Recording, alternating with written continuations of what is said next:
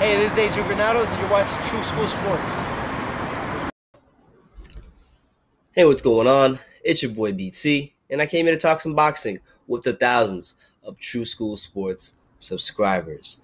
Now, Terence Crawford, he's fighting this weekend versus Julius Indongo. It'll be free on ESPN, top rank on ESPN. So go check it out. If you're in the States, you can get ESPN. Check it out. It'll be going on August 19th. I think 10 p.m. Eastern time. So adjust your clocks accordingly if you're not in the Eastern time zone. But Terence Crawford, Julius Indongo, it's going to be a very good fight.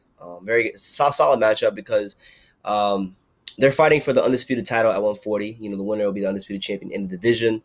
Indongo, deserves all respect in the world. This is a guy, Indongo, who has been a road warrior. This guy, Indongo, went on the road, took the IBF belt from Edward Troyanovsky, who people were bigging up. He beat Ricky Burns in Scotland, outboxed him. So he's earned his way to get this fight. And I'm glad that it's being televised on ESPN and that that the world will get to see an undisputed champion. Now, with that being said, Terence Crawford has stated that, hey, look, if I win this fight, if I beat Julius Indongo, I deserve to be pound for pound number one. I am pound for pound the best. That's what he said. And I was thinking about that because I've seen videos posted about this exact topic. I've heard people say, well, you're out of your mind, Crawford, because, who's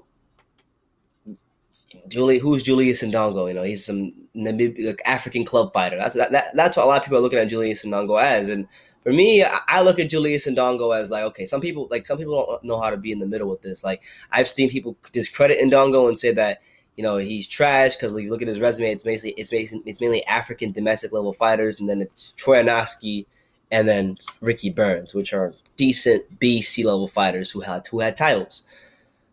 I look at Julius Indongo as kind of like an interesting case because he's someone who came from obscurity, and then he had to go on the road. He got presented with some good opportunities. As the road warrior, he snatched up the two titles to put himself in the position for this fight. So just the fact that he got this fight in the first place lends credence to him being, at least, at worst, Julius Indongo, at worst, is at least a high C-class fighter. I haven't seen enough of him, so I'm not going to say he's a B-level fighter.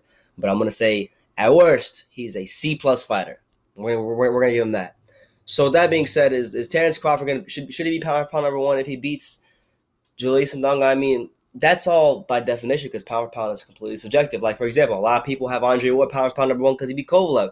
Me, personally, I don't have Andre Ward in my top 10 because honestly, for me, pound for pound is really about the skill set you show in the ring and who you beat while doing it. And yeah, while he got credited with 2 wins against Kovalev, both of them had controversy. And on top of that, he really hasn't been able to box at a high level within the rules. So for me, that's like I penalize him for that. But a lot of people have number one. I still have personally at Romo Gonzalez number one just because I think, okay, he lost.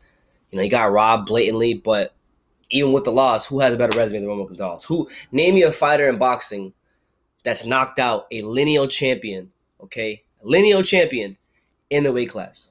You can't name one. So that being said, Romo Gonzalez to me is still pound for pound number one. But does Crawford deserve some claim? Does he deserve to be pound for pound number one if he beats Indongo? Or should he get some consideration? I think he should be because for me, I think, and this is my personal opinion because pound for pound is opinion basically.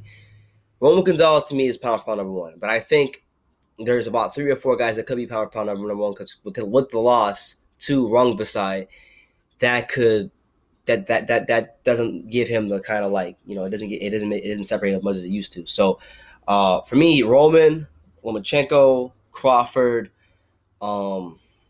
like those 3 guys, and Gennady and Triple G, those 4 guys right there, GGG, Lomachenko, Crawford, and Romo Gonzalez. I think all 4 of those guys, if you have any one of them pound for pound, number one, I'm fine with it. I have 0 problems with it because I think those 4 guys have all dominated boxing in their own way. Like Romo Gonzalez has been able to prove himself as a legitimate champion in 4 weight classes. Like he defended his title in each weight class 3 times with the exception of this one. Went up to the 4th weight class, fought Carlos Cuadras, no tune-ups. No, at the time he fought him, Cuadras was arguably the number 1 guy in the division. I'm pretty sure he was number 1 on ring. So he beats him in a classic fight. I was there. You know, it was a great fight. I think he deserves, for all the risks he's taken and all the legitimate and all the top fighters he's beat, he deserves that. And he's going to fight Rungvisai. If he avenges that loss, I think he should be pound number one. No questions asked. Lomachenko's had the best resume of any fighter, 10 fights in boxing. So he deserves, and won 2 world titles in that span, in 2 weight classes as well. So he deserves some consideration pound number one. Not to mention the skill set he's shown within within those 10 fights. GGG, you know, the guy is a middleweight great. The guy's been knocking out dudes left and right. A lot of people say he's fought nobody, but I highly disagree with that. And now he's fighting Canelo Alvarez. Finally, Canelo got the courage to fight him. So, you know, should he beat him, I think it'll give him more of a claim to that number one spot. And then you have Crawford, a guy who, okay, at 140, you know, I like Terence Crawford. He's one of my favorite fighters. But let's be honest here. At 140, his resume hasn't been the best. You know, he's been dragging a lot of guys up from 135 to 140. You know, there's been guys in the division who are solid, strong 140 pounders that he hasn't fought. And then, you know, he decided to fight guys like John Molina. But, you know, he's fighting a guy in Indongo who earned his way to this fight. It's for the undisputed championship. And should he win, he'll be the only male undisputed champion in boxing. So that deserves credit. That deserves a lot of praise. And he should be celebrated for that, because people always say they want an undisputed champion. And here you have a guy fighting for the undisputed title. And if he wins, he'll make history. And that's what boxing's about. It's about, in sports in general, it's about making history. Crawford, if he wins the fight, will be the only boxer ever to hold 6 world titles, I believe, with the WBA, the WBC, the IBF,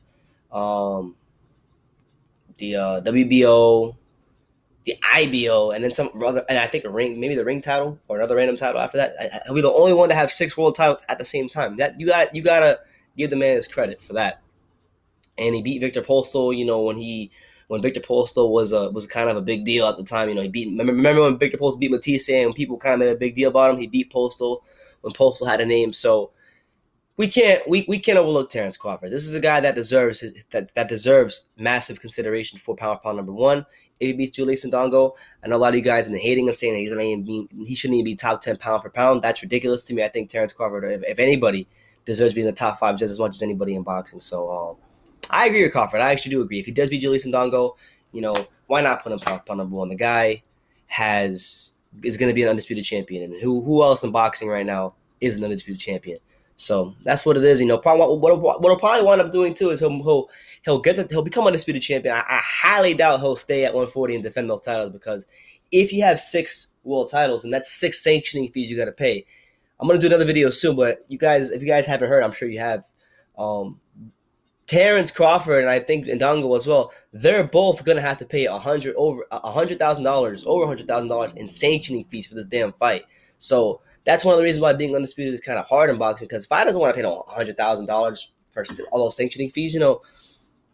And that's just the nature of the business. There's so many titles, so you don't want to pay a sanctioning fee for each belt. You know, $100,000. Are you serious? That's like, in some cases, that's like 30 to 40% of your purse. So why do that? Why do that? You know, go up to 147. You know, you fight the big names. You fight the Earl Spencers. You fight the Danny Garcias, the Sean Boyers, the Keith Evans. You know, the name on your record. That's the title at this point. You know, sometimes, like I said, belts. I like undisputed champions. I think it's great if you can become an undisputed champion, but in this day and age, it's a lot harder because there's so many damn titles, and with you know, money's an important thing. So if you're gonna pay 30 to 40% of your purse for sanctioning fees, and then on top of that, you still gotta pay your trainer, your conditioning coach if you have one, and your manager and all that stuff, you don't want to do that. So, you know, I'm not. It's just weird, you know. I do value being undisputed, but it's very hard. It's very hard, all the sanctioning fees. So it is what it is. But I'm rambling. Let me know what you guys think. Do you think Terence Crawford should be pound for pound number one? If he does beat Julius Indongo, you know, I think I have no problem with anybody putting him pound for pound number one. Personally, to me though, like I said, I still think Roman Gonzalez, even with a loss on his record, has a better resume than anybody in boxing. On top of that, you know, if you really go back and you watch his fights, and if you really know his career, if you're not like one of these idiots who've only watched 2 fights, being the Quadras fight and the Rungvisai fight, and you go in my comment section, and you say the guy blocks punches with his face. If you really know the man's career, then you know what I'm saying is true. That he has just as much a claim at pound for pound number one, with the loss on his resume, as much as Crawford, as much as Golovkin, as much as Lomachenko. That's a fact. Well, it was not a fact. It's an opinion, but it's an opinion that I can back up with a lot of facts. So let me know what you guys think. Should Terence Crawford be pound number one if he beats Indongo? Leave your comments down below. Take the time to subscribe, and you can love me or you can hate me. But I'm just a kid from Dania. So until next time, take care, guys.